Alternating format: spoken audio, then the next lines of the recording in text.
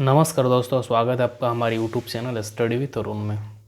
दोस्तों, अगर आप एसएससी जीडी की तैयारी कर रहे हैं तो ये वीडियो आपके लिए खास होने वाला है, क्योंकि इस वीडियो में हम लोग बात करेंगे कि जो एक पॉलिटी में कौन कौन से टॉपिक से क्वेश्चंस पूछा जाता है एसएससी जीडी जीके पोर्शन के अंदर। तो वो पूरे टॉपिक में इसमें कवर करने वाला हूँ और बताने वाला हूँ वो कौन कौन सा टॉपिक है जहाँ से क्वेश्चंस एसएससी जीडी में हर एक साल पूछा जाता है। तो आप वीडियो में बने रहिए। अगर आप इतना टॉपिक पढ़कर जाते हैं तो 100% यहाँ से क्वेश्चंस आप कर पाओगे, क्योंकि बहुत सारे स्टूडेंट को, बहुत सारे लोगों को पता नहीं होता है कि क्वेश्चंस एक्चुअली पूछा कहाँ से जाता है। तो कहीं से कुछ भी पढ़ लेते हैं, जो मिलता है वो पढ़ लेते हैं, लेकिन मेन चीज़ छूट जाता है। जो पढ़ना रहता है वो नहीं पढ़ पाते हैं। तो इस वीडियो में मैं आप लोगों को पूरा अच्छी तरह से एक्सप्लेन करके बता दे रहा हूँ कि आपको पढ़ना क्या क्या है पॉलिटी में। पिछले वीडियो में मैंने ऑलरेडी हिस्ट्री और ज्योग्राफी के ऊपर बता दिया है।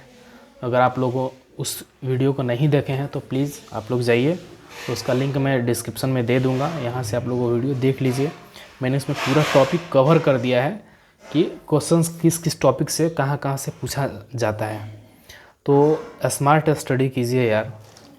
आप ऐसे पढ़ते बैठेंगे पूरा पोथी पथरा लेकर तो ऐसा पढ़ते ही रह जाएंगे, कुछ क्वेश्चंस फंसने वाला नहीं रहेगा वहाँ से। लेकिन स्मार्ट स्टडी में जहाँ जहाँ से क्वेश्चंस पूछा जाता है उतना तो करके जाइए, 100% यहाँ से क्वेश्चंस बनेगा। तो चलिए लेट ना करते हुए करते हैं वीडियो का स्टार्ट।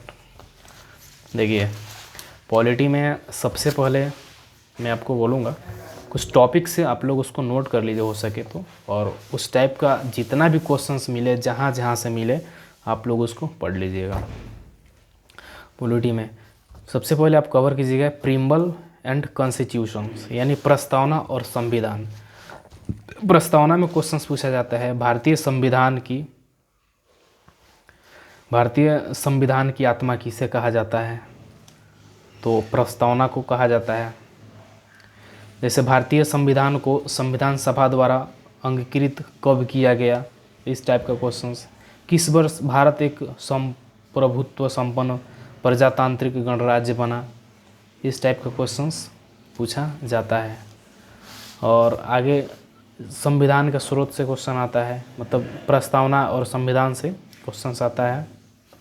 ऐसे भारतीय संविधान का सबसे बड़ा एकाकी स्रोत क्या है, या भारतीय संविधान में मौलिक कर्तव्य का विचार कहाँ से लिया गया, कानून के समान संरक्षण वाक्य कहाँ से लिया गया। इस सब टाइप के क्वेश्चंस प्रीम्बल टू कॉन्स्टिट्यूशन से आता है। तो आप लोग प्रीम्बल और कॉन्स्टिट्यूशन को बहुत अच्छे तरीक़ा से पढ़ लीजिए। जितना क्वेश्चंस बनता है वहाँ से प्लीज़ आप लोग कर लीजिए। और अगला जो टॉपिक है वो फंडामेंटल राइट्स से बनता है। जैसे मौलिक अधिकार, फंडामेंटल राइट्स का अर्थ होता है मौलिक अधिकार। मौलिक अधिकार से बहुत सारा क्वेश्चंस बनता है, जिसे हम शॉर्टकट में मूल अधिकार भी कहते हैं। जैसे एग्जाम्पल के थ्रू मैं आप लोगों को बताऊं तो यहाँ से क्वेश्चन बनता है, जैसे भारत के संविधान में मौलिक अधिकार क्या है या किसका हिस्सा है। अगला क्वेश्चन है भारतीय संविधान में न्यायालय में कौन परिवर्तनीय है। भारतीय संविधान द्वारा भारतीय नागरिकों को कुल कितने मौलिक अधिकार हैं। तो इस सब टाइप का क्वेश्चंस पूछा जाता है। इसके बाद पूछा जाता है फंडामेंटल ड्यूटीज़ से क्वेश्चंस। जैसे मौलिक कर्तव्य बोलते हैं फंडामेंटल ड्यूटीज़ को, यहाँ से क्वेश्चंस बनता है। जैसे मौलिक कर्तव्य को किस संविधान संशोधन द्वारा जोड़ा गया है, तो याद रखिएगा 42वें संविधान संशोधन द्वारा। या क्वेश्चंस आ जाता है जैसे संविधान के किस भाग में मूल कर्तव्यों के अध्याय को जोड़ा गया है, तो भाग 4 में जोड़ा गया है, 4 के क में जोड़ा गया है। संविधान के किस भाग में मूल कर्तव्य का अध्ययन को जोड़ा गया है, 4 में जोड़ा गया। संविधान के किस अनुच्छेद में मौलिक कर्तव्य की चर्चा की गई है, तो अनुच्छेद 51 का ए में किया गया है। तो आप लोग फंडामेंटल राइट्स और फंडामेंटल ड्यूटीज़ अच्छे तरीक़ा से देख लीजिए। इसको मैं हिंदी में बता दे रहा हूँ। फंडामेंटल राइट्स का मतलब होता है मौलिक अधिकार, यहाँ से आप लोग पढ़ लीजिए। फंडामेंटल ड्यूटीज़ का मतलब होता है मौलिक कर्तव्य, मतलब हमारा कर्तव्य क्या क्या है। तो 11 मौलिक कर्तव्य है हमारा। पूरा 11 मौलिक कर्तव्य को आप लोग अच्छे तरीक़े से पढ़ लीजिए। उसको कौन से अनुच्छेद में जोड़ा गया है ये सब देख लीजिए। वो किस भाग में आता है ये सब अच्छे से पढ़ लीजिए। चौथा पॉइंट जहाँ से क्वेश्चन पूछा जाता है वह है अनुसूची। आप लोग भी जानते हैं कि हमारे संविधान में 12 अनुसूची है, पहले 8 थी लेकिन अभी फ़िलहाल में 12 अनुसूची है। आप लोग उसको अच्छे तरीक़ा से पढ़ लीजिए, कौन से अनुसूची में क्या है और वो कौन सा अनुसूची को कब जोड़ा गया, वहाँ से क्वेश्चन 100% बनता है। जैसे अनुसूची से क्वेश्चन पूछा जाता है वर्तमान में भारतीय संविधान में कुल कितनी अनुसूचियां हैं, तो 12 अनुसूची है। किस अनुसूची में भारतीय गणराज्य के राज्यों और केंद्र शासित प्रदेशों का उल्लेख है, तो प्रथम में है। 73वें संविधान संशोधन अधिनियम द्वारा भारतीय संविधान में कौन सी अनुसूची जोड़ी गई, इस सब टाइप का क्वेश्चन अनुसूची से पूछा जाता है। इसके बाद है अनुच्छेद। अनुच्छेद से भी क्वेश्चन आता है, जैसे भारतीय संविधान के किन अनुच्छेदों में नागरिकता संबंधी प्रावधान है, तो आप लोग भी जानते हैं नागरिकता संबंधी प्रावधान भाग 2 में है, जो कि अनुच्छेद 5 से 11 तक आता है। तो इस सब टाइप का क्वेश्चन अनुच्छेद से या अनुसूची से पूछा जाता है। उसके बाद अगला जो हमारा टॉपिक है वह है, यानी 5वां या 6ठा जो है टॉपिक है संशोधन। संशोधन से क्वेश्चंस पूछा जाता है, तो संशोधन को आप लोग अच्छे से पढ़ लीजिए। यहाँ 100% संशोधन से क्वेश्चंस पूछा जाता है कि कौन सा संशोधन कब किया गया, वह संशोधन कब किया गया, इस सब टाइप के क्वेश्चंस आता है संशोधन से। जैसे मैं आप लोग को बता देता हूँ,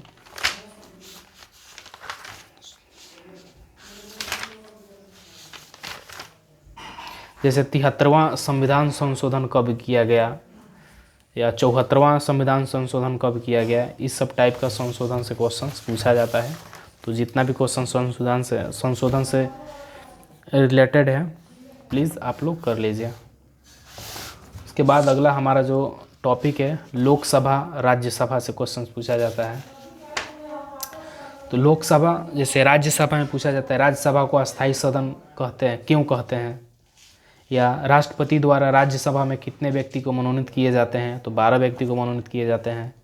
वर्तमान समय में राज्यसभा में सदस्यों की प्रभावी संख्या कितना है, उत्तर प्रदेश से राज्यसभा के लिए कितने सदस्य चुने जाते हैं, इस सब टाइप का। जैसे राज्यसभा का सभापति कौन होता है, राज्यसभा को भंग करने का अधिकार किसको प्राप्त है या कौन कर सकता है।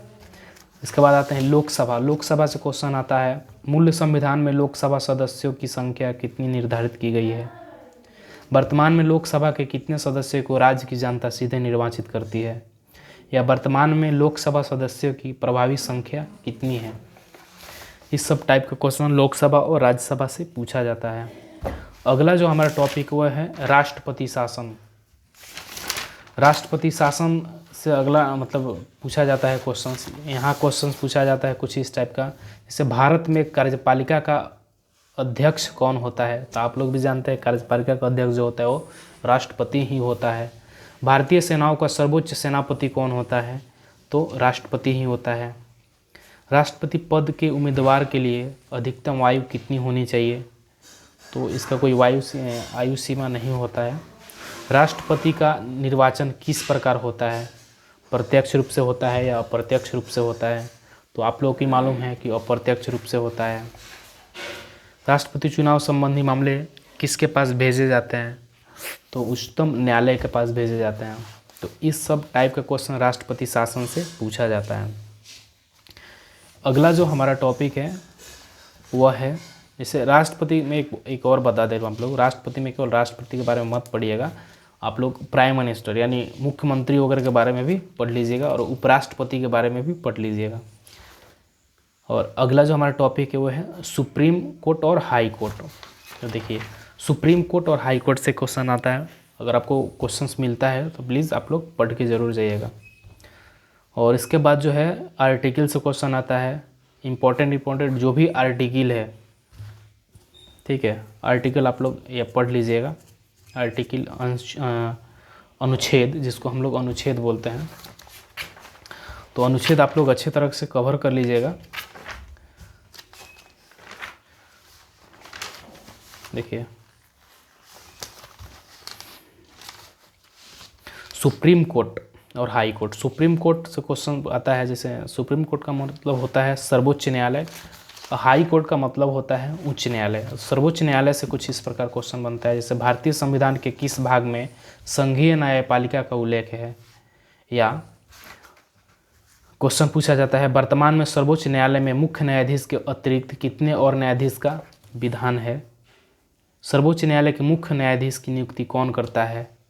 इस सब टाइप का क्वेश्चन सर्वोच्च न्यायालय से पूछा जाता है, यानी सुप्रीम कोर्ट से। इसके बाद आता है हाई कोर्ट। हाई कोर्ट से क्वेश्चन बनता है जैसे भारत में कुल कितने उच्च न्यायालय हैं, देश के 24 उच्च न्यायालयों में से किस उच्च न्यायालय में न्यायाधीशों की संख्या सबसे अधिक है।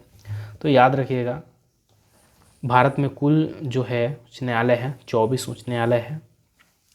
ये सब टाइप का क्वेश्चन पूछा जाता है। किन राज्यों में साझा उच्च न्यायालय है, भारत का सबसे बड़ा उच्च न्यायालय कौन सा है, तो हाई कोर्ट सुप्रीम कोर्ट से इस प्रकार क्वेश्चन पूछा जाता है।